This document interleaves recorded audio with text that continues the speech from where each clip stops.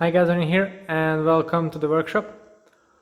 Upon viewer request, I'm now going to do an updated version of my Sram eTap versus Shimano Di2 review.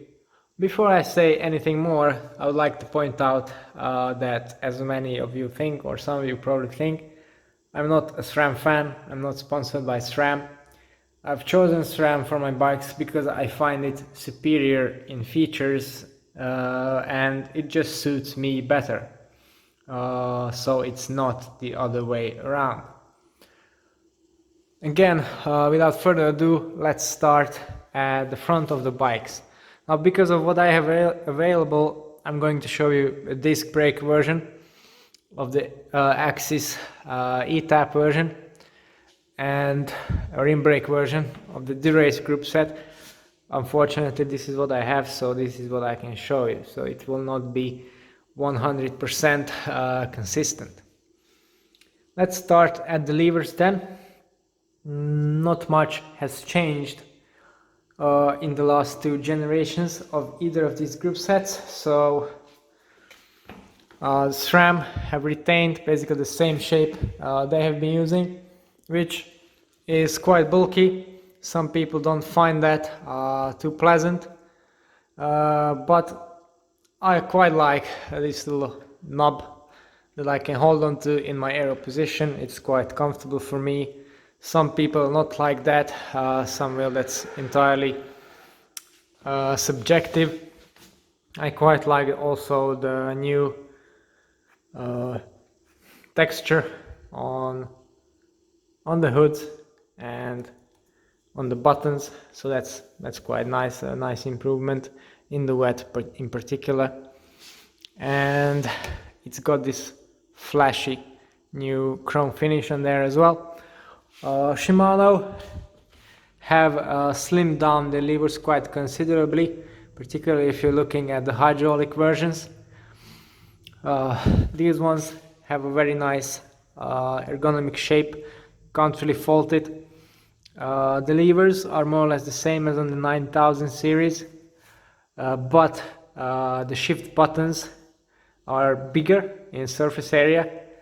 They're still not the easiest to distinguish if you hop on the bike at first, but they have a bit of a nicer feedback to them, so might be easier to shift in gloves, but still not 100% foolproof like the SRAM shifting logic. In terms of versions, Shimano still have a mechanical version in both hydraulic and mechanical brakes. SRAM are purely electronic, but they still have a rim brake, mechanical brake option. Speaking of the brakes, as I said, can't really directly compare. What I do know is the Shimano caliper brakes are second to none in terms of action, power, modulation, etc. I personally don't really like SRAM rim brakes that much, but the hydraulic brakes, I know from my previous comparisons riding on the other Look bikes in the spring. So both hydraulic disc brake systems are excellent, but the feel is very, very different. I can't really decide, and I still haven't decided which one I like the most. I think the SRAM brakes have or come in slightly stronger, but have a bit of a harder, more wooden feel in terms of modulation, and the Shimano's, well, the other way around, but the differences are really so subtle and both are really so good that this really isn't the point of differentiation in the two group sets. Then if we move on to the practicality, here is where the SRAM group sets win completely in my book, because, well, they're wireless.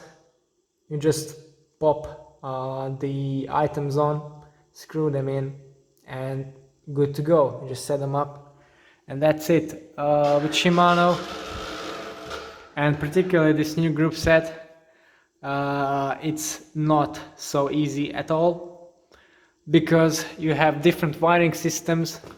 Now you have different styles of junction boxes, this split Y-shaped wire now for the levers, many options, all of these little junctions, etc. You have to route them through the frame.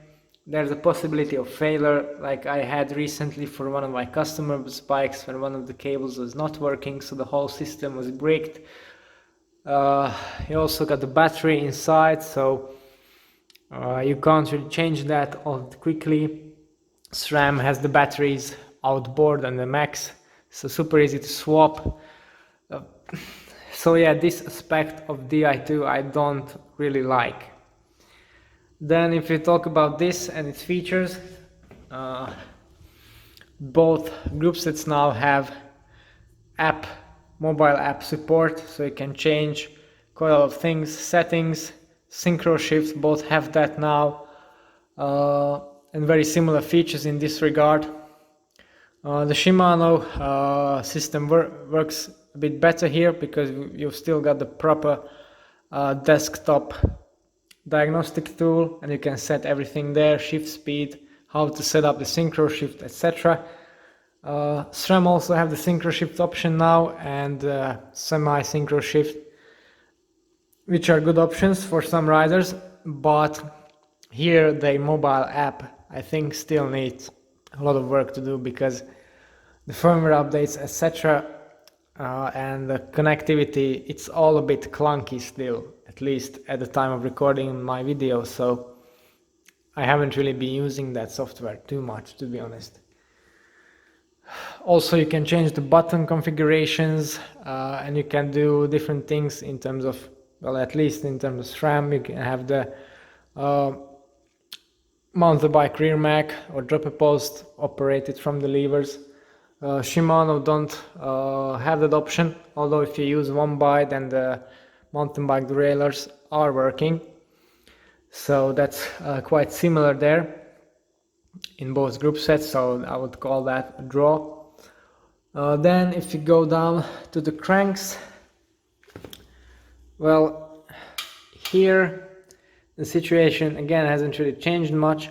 Shimano have revised their crank and the chainring slightly, so the front shifting still superior to everything else out there in the market, I think. SRAM has said to improve in that regard, I mean front shifting, but I also do have a front mag for this bike.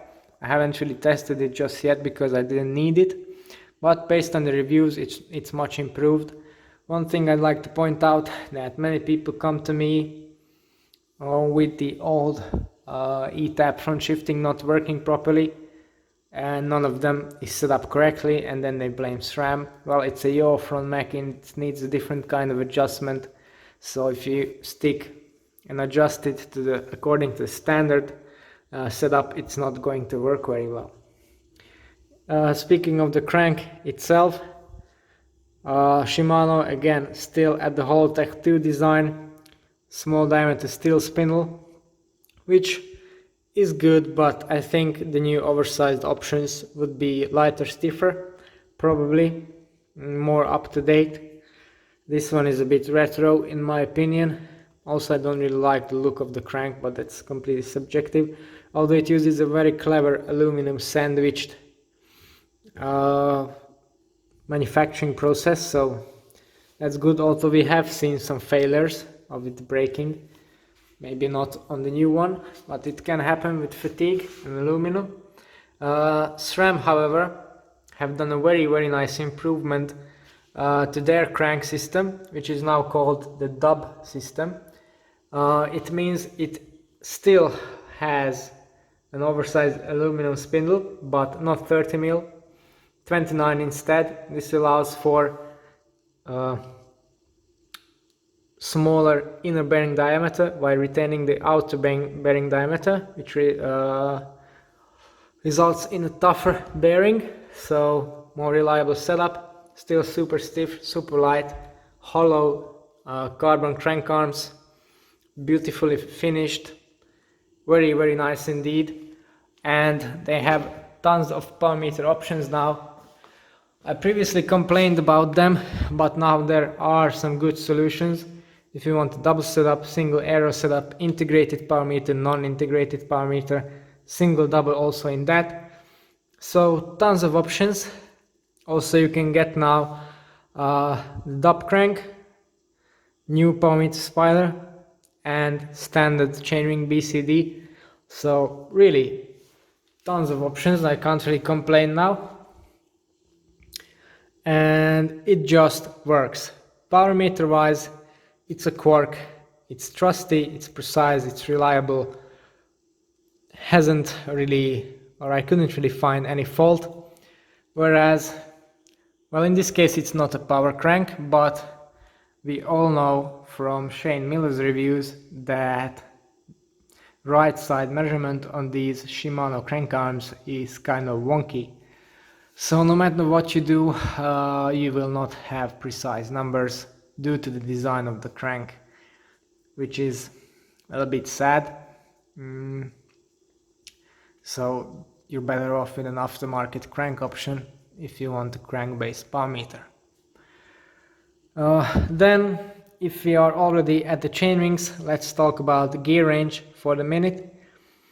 Now, Shimano has retained all of the standard gearing setups, so double in the front, no real 1x compatibility, standard 50-34, 52-36, 53-39, plus the bigger time trial options, cassettes.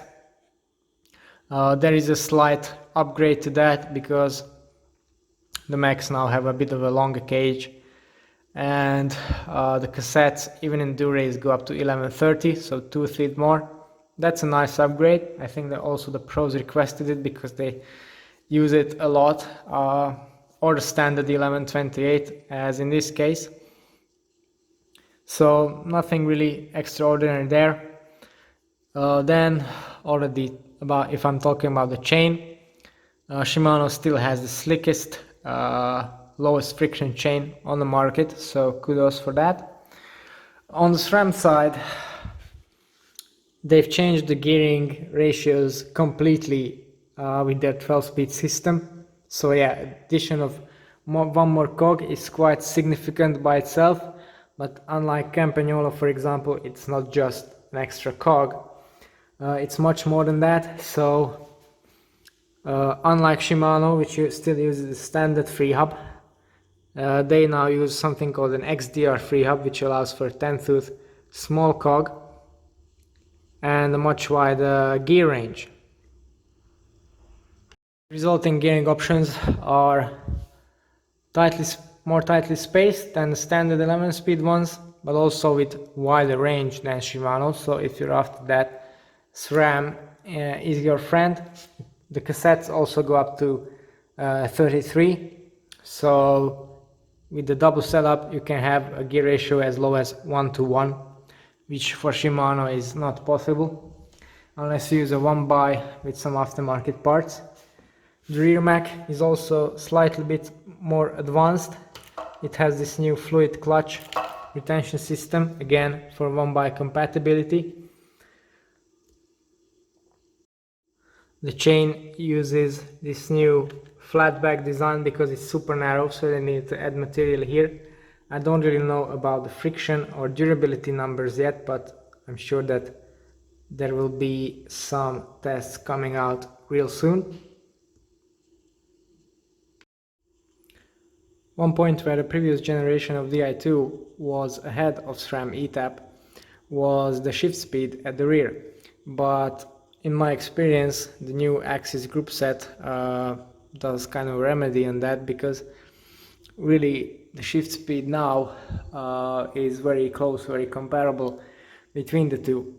So really, in my opinion, if you want a thoroughly modern, up-to-date group set with very neat features, very nice gear ranges, a lower weight than Durace Di2, and nice hydraulic braking, then at the moment the Sram AXS group is the top choice. However, if you want something more classic in terms of shifting gear ratios, or you just want superior braking in rim brake guys, then the Race Di2 is still the one to go to. Okay, so that has been the comparison between these two. If you want to know more about the equipment that I use day to day or the bikes that I build, then don't forget to tune into the channel and subscribe. Thanks for watching.